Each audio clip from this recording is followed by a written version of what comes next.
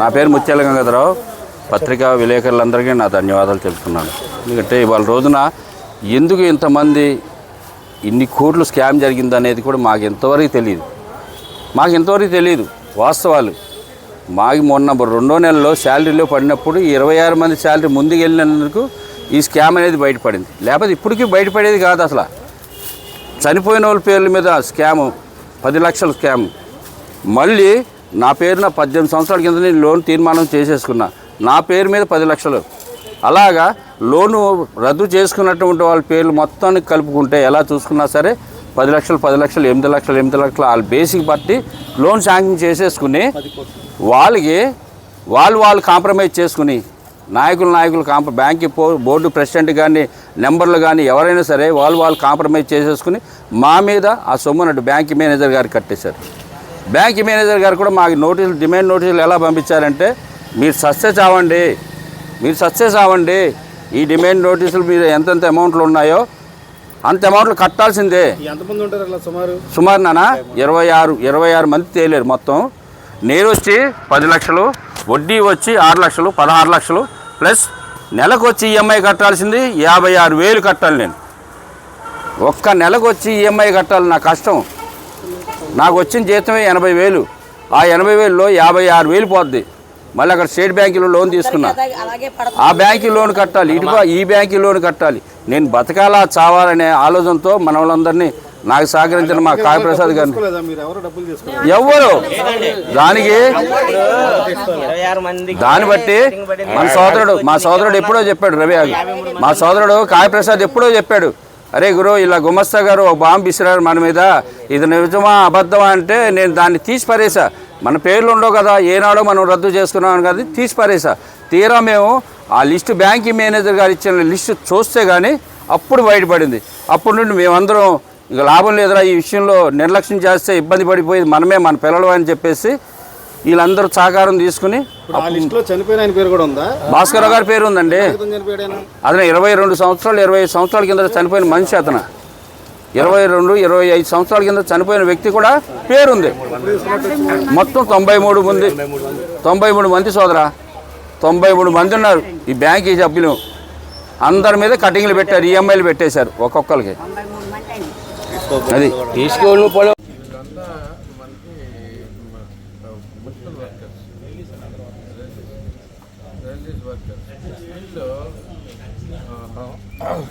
లోన్లు తీసుకుంటారు okay, society ద్వారా. ఈ సొసైటీ వాళ్ళేమో మరి ఎంత తీసుకుంటున్నారనే తెలియదు, ఎవరి పేరు మీద ఎంత తీసుకుంటారో తెలియదు.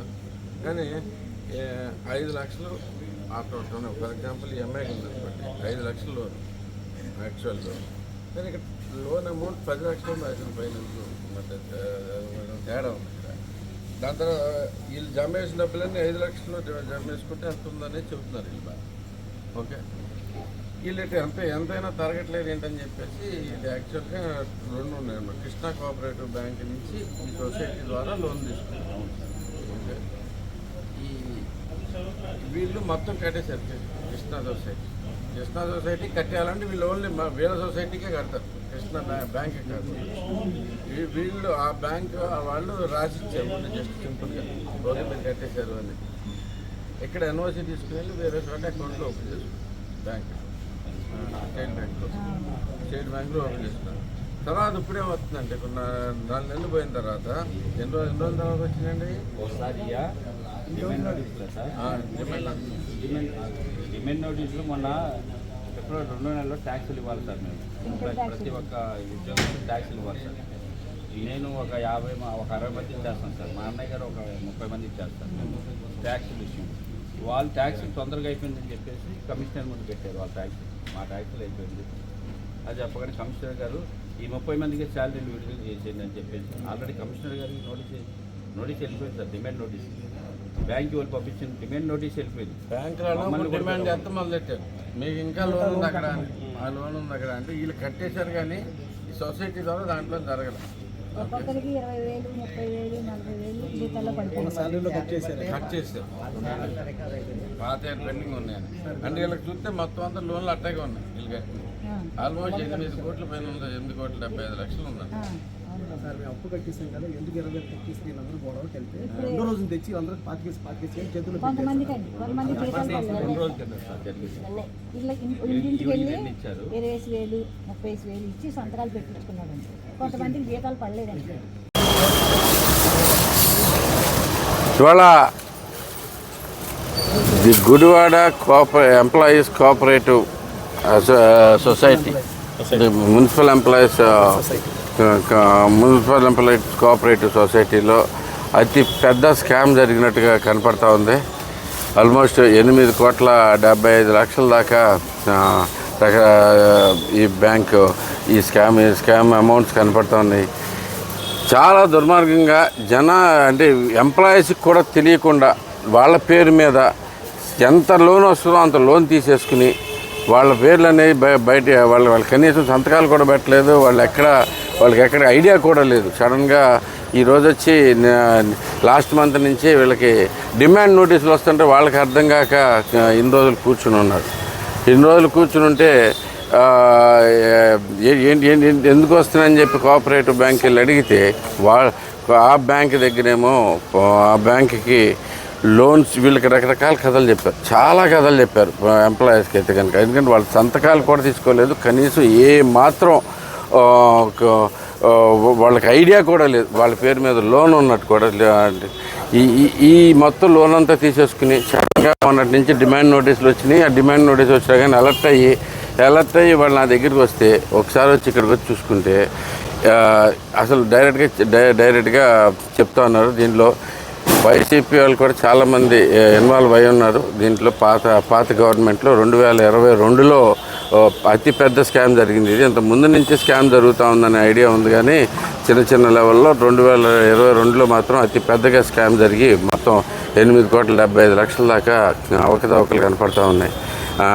అంటే వీళ్ళకి ఎందుకు కడుతున్నామో తెలియదు, వాళ్ళ పరిస్థితి ఏంటో తెలియదు అని చెప్పి ఎంతో బాధపడుతూ ఉన్నారు. మొత్తం బేసిక్గా ఈ మొత్తం బయటికి చనిపోయిన వ్యక్తుల పేరు మీద కూడా లోన్ లోన్ ఇక్కడ తీసుకుంటాం అనేది చాలా దుర్మార్గమైన విషయం.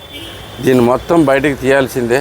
దీని మీద రేపు ఎల్లుండో లోకేష్ గారిని కలిసి కూడా సిఐడి ఎంక్వైరీ కూడా చేయించాలని చెప్పేసి కోరుతా ఉన్నాం. దీంట్లో నేను వెళ్ళి వెంటనే చేసుకుంటాను. ఎందుకంటే ఇది ఎవరో చిన్న వ్యక్తులు చేసిన స్కామ్ కాదు, అంతా 10 లక్షలు 20 లక్షల స్కామ్ కాదు. పైగా వీళ్ళందరూ స్కావెంజర్స్. పాపం రోజు రోడ్లు ఉడిచి రకరకాల కష్టాలు పడి దీంట్లోంచి చాలా కష్టపడే వ్యక్తులు. అలాంటి వ్యక్తుల దగ్గర ఇంత పెద్ద స్కామ్ అంటే అసలు మామూలు విషయం కాదండి. అసలు ఎక్కడికి వెళ్ళిపోతుంది సొసైటీ అనేది చాలా బాధేస్తూ ఉంది. అంటే పెద్ద స్కాముల్లోంచి తీసుకున్నారు, లాగేశారు. ఇంకా చిన్న వాళ్ళని ఎంతో రోజువారీ వర్కర్లు కూడా వర్కర్ కూడా వీళ్ళు మొత్తం తీసేదంతా గుడివాడ శుభ్రంగా ఉంచడంలో ప్రధానమైన కారణం వీళ్ళు. ఇంతకుముందు కరోనాలో కూడా చాలా కష్టపడ్డారు. వీళ్ళలో 3 చనిపోతే కూడా నేను ఎలక్షన్ ముందే వాళ్ళకి చనిపోయిన వాళ్ళకి ఉద్యోగాలు ఇస్తామని చెప్పి ప్లస్ అంతేకాకుండా అందరికీ చనిపోయిన వాళ్ళందరికీ కూడా సహాయం చేయడం జరిగింది. అంత చిన్న వ్యక్తులు కూడా ఇంత దుర్మార్గంగా అట్లా మోసం చేయబుద్ధి అనేది తెలియదు. దీని మీద పెద్ద వ్యక్తులు అందరూ బయటకు వస్తున్నాయి. ఈరోజే కంప్లైంట్ ఇస్తున్నాము. కంప్లైంట్ ఇచ్చి రేపు ఎల్లుండో లోకేష్ గారిని కూడా కలిసి దీని మీద గట్టిగా సిఐడి ఎంక్వైరీ చేయాల్సిందే అని చెప్పేసి కోరుతా ఉన్నాం. మొత్తం అంతా బయటకు లాగుతాం. ఈ వైసీపీ కాలంలో జరిగిన దుర్మార్గాలు మొత్తం బయటకు వస్తాయి ఒకదాని తర్వాత ఒకటి. ఇలాగే ఇది మాత్రం అస్సలు క్షమించకూడని విషయం. దీని మీద ఇమీడియట్గా యాక్షన్ తీసుకోవాలని కోరుతా ఉన్నాం.